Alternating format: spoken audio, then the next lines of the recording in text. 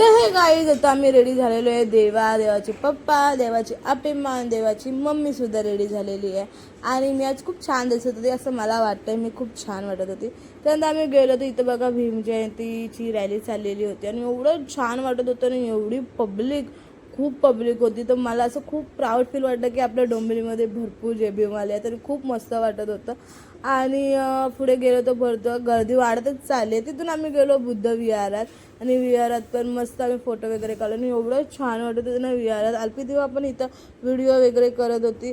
त्याच्यानंतर आम्ही पण गेलो रॅलीमध्ये नाचायला. देवाश, मी आणि देवाची अपिमा आम्ही खूप एन्जॉय केलो, खूप नाचत होतो. नंतर देवा थकला तर बोलतो मला मम्मी बस झालं मी नाही नाचत. मी बोलली ओके तू जा. मी आणि अपिमा आम्ही नाचतो. आम्ही मिनिमम 1-1.5 तास आम्ही दोघीजणी नाचत होतो.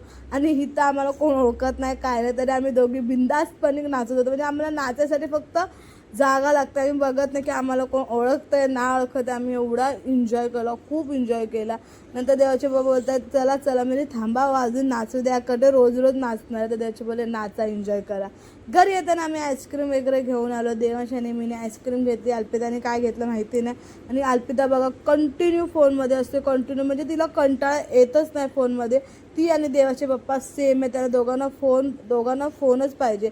तर बाय गाईस, व्हिडिओ आवडला असेल लाईक शेअर आणि नक्की सबस्क्राईब करा. बाय.